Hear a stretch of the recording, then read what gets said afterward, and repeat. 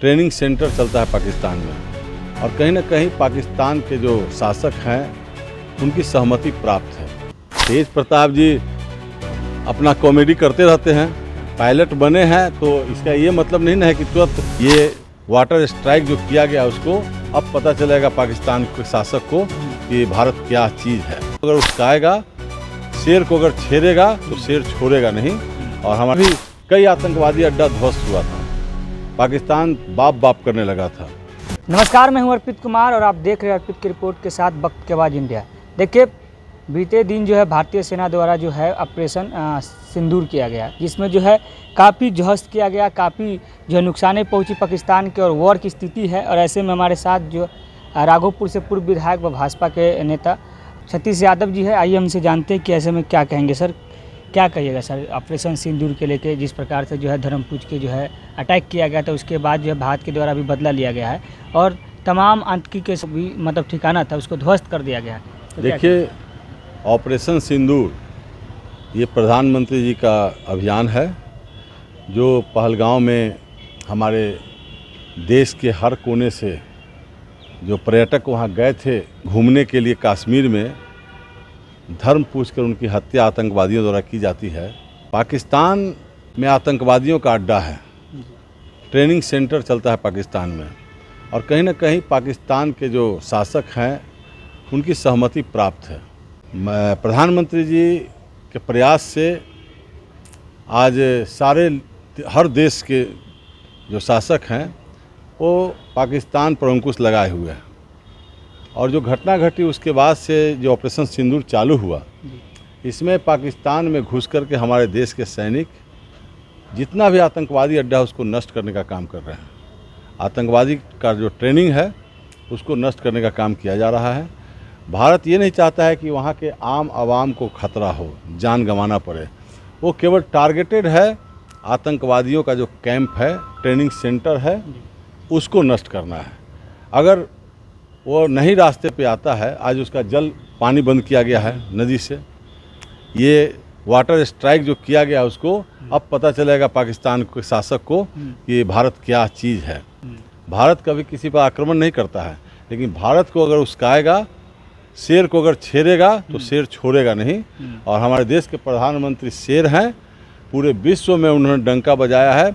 आज हर देश का जो शासक है प्रधानमंत्री के साथ खड़ा है, इसलिए कि आतंकवादी विरोधी हैं। हमारी सरकार, नरेंद्र मोदी जी आतंक का विरोध करते हैं। वो चाहते हैं कि देश में, विश्व में अमन चैन कायम हो। आज विश्व के किसी भी देश में अगर आतंकवादी गतिविधि अटैक होता है तो उससे आम आवाम की जान जाती है। इसलिए उसको रोकने के लिए, आतंकवादी को ख़त्म करने का ये मिशन है, मिशन सिंदूर। सर, जिस प्रकार से देखा जा रहा है कि पाकिस्तान के द्वारा भी मिसाइलें फेंकी जा रही है, तो क्या लगता है कि भारत के सामने जो पाकिस्तान खड़ा हो पाएगा, टिक पाएगा? देखिए, युद्ध का संकट तो है, पाकिस्तान भी हमारे देश पर आक्रमण कर सकता है, इसलिए कि वो आसपास का जो बॉर्डर इलाका है वहाँ कोशिश किया है, लेकिन हमारा जो देश का रक्षा तंत्र है वो उसको फेल कर दिया है। वो हमारे देश में कहीं भी उसका जो रॉकेट लॉन्चर गिरा नहीं, उसको ऊपर ही हवा में ही मार गिराया गया है। और उसका जो सिस्टम है उसको ध्वस्त करने का काम भारतीय सेना ने किया है। इसलिए वो हमारे सामने कुछ है नहीं, लेकिन हम युद्ध नहीं चाहते हैं। युद्ध से आम आवाम को भी हानि होता है, देश की प्रगति रुकता है। लेकिन अगर हमारे देश में आतंकवादी गतिविधि जारी रहेगा पाकिस्तान के द्वारा, तो हम उसको नस्तेबूंद कर देंगे। हमारे प्रधानमंत्री जी छोड़ेंगे नहीं, उसको छेड़ेंगे तो छोड़ेंगे नहीं। 56 इंच के सीना कहा जाता है, और जब प्रधानमंत्री जी कुछ एक्शन नहीं ले रहे थे तो विपक्ष के द्वारा और जनता के द्वारा बार बार सवाल किया जाता था कि 56 इंच के सीना कहाँ गया, प्रधानमंत्री जी अब तक क्यों नहीं कुछ भी कड़ा एक्शन ले रहे हैं। तो क्या लगता है कि मोदी जी के ये एक्शन क्या कुछ प्रभावित कर सकता है? पुलवामा में जो अटैक हुआ था, हमारे सेना के जवान मारे गए थे, उस समय उन्होंने सर्जिकल स्ट्राइक किया था, और सर्जिकल स्ट्राइक में उस समय भी कई आतंकवादी अड्डा ध्वस्त हुआ था, पाकिस्तान बाप बाप करने लगा था। लेकिन हम कहें ना, हमारा देश शांति प्रिय देश है, बुद्ध की धरती है, हम किसी दूसरे देश पर अटैक नहीं करना चाहते हैं।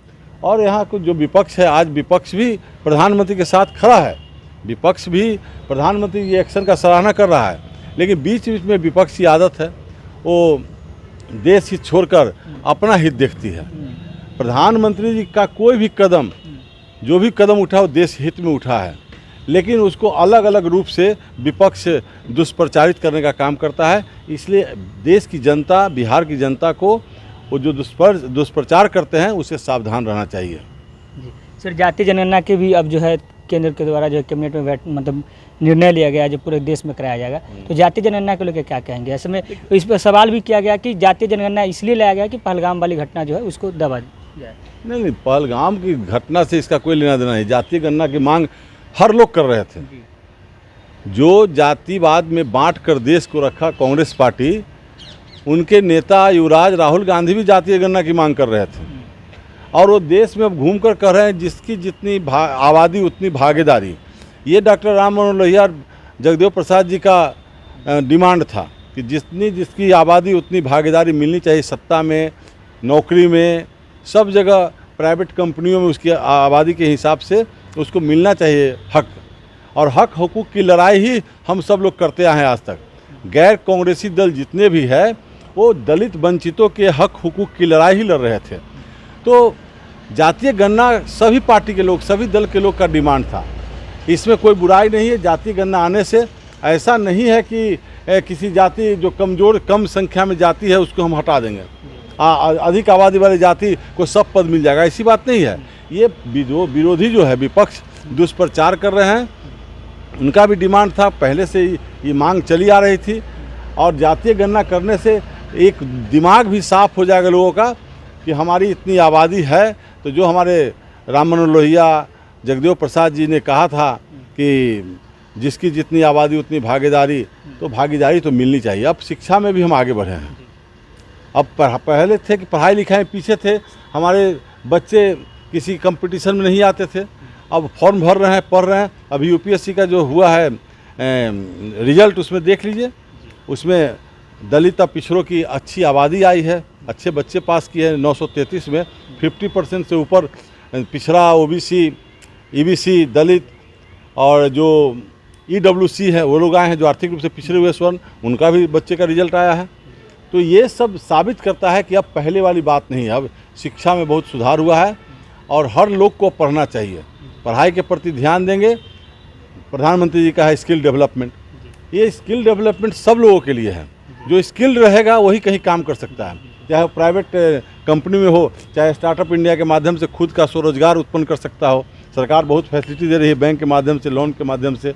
तो ये सारा काम हमारे देश के प्रधानमंत्री जी बखूबी निभा रहे हैं और चाहते हैं कि हमारा देश आने वाले 2047 में एक विकसित भारत के रूप में मानस पटल पर आए।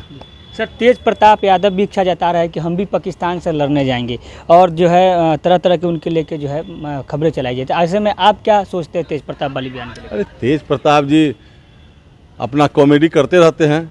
पायलट बने हैं तो इसका ये मतलब नहीं ना है कि तुरंत उनको उनके मांग के अनुसार उनको बॉर्डर पर भेज दिया जाए। जब आवश्यकता पड़ेगी, देश के हर नौजवान को बॉर्डर पर जाना पड़ेगा। युद्ध की स्थिति में हर नौजवान को, चाहे वो किसी दल से संबंधित हो, किसी कास्ट से, सभी लोगों को, खासकर प्राथमिकता किसको मिलेगा? जो एनसीसी कैडर हैं, जो सुरक्षा का ट्रेनिंग ले चुके हैं, जो एक्स मिलिट्री मैन हैं, एक जो रिटायर्ड पुलिस विभाग के हैं, जो लड़ने सक्षम हैं शरीर से, वैसे लोगों को पहले प्राथमिकता दिया जाएगा। उसके बाद नौजवानों को तत्काल बहाली भी किया जाता है। जब 65 में शायद युद्ध हुआ था, 71 में, तो उस समय भी ऐसे बहाली की गई थी। जिनको इच्छा है कि देश रक्षा के लिए हम बॉर्डर पर जाएं, विरोधियों से लड़ें, दुश्मनों से लड़ें, उनको मुंह तोड़ जवाब दें, तो जाने की इच्छा जो व्यक्त करते हैं। अगर वैसी परिस्थिति आएगी तो तेज प्रताप जी को जाना चाहेंगे तो जाएं। हमें भी खुशी होगी कि एक राजनीति करने वाला परिवार का लड़का भी देश की रक्षा करने के लिए जा रहे हैं वहाँ पर। सतीश यादव जी राघोपुर के पूर्व विधायक व भाजपा के नेता, सीधा सीधा पाकिस्तान को जो है सीधा चेतावनी था कि हम युद्ध की स्थिति में नहीं है, हम युद्ध मतलब नहीं चाहते, लेकिन छेड़ोगे तो छोड़ेंगे नहीं। ऑपरेशन सिंदूर के लेके सीधा कहना है कि आपने जो किया था वो गलत था, तो हमें भी रिटलेट करना है। साथ ही सेना को काफ़ी जो है शाबाशी दे रहा है। साथ ही तेज प्रताप वाले बयान को लेकर कह रहे हैं कि वो तो कॉमेडी करते हैं। साथ ही अगर वो जाएंगे भी तो अच्छी बात है कि एक राजनीतिक करने वाला लड़का, एक राजनीति करने वाला व्यक्ति जो है पायलट बने हैं और वो जाएंगे लड़ने के, तो ये काफ़ी अच्छी बात है। बाकी आप क्या सोचते हैं इस खबर से? अपना राय प्रतिक्रिया कमेंट बॉक्स में जरूर बताइएगा।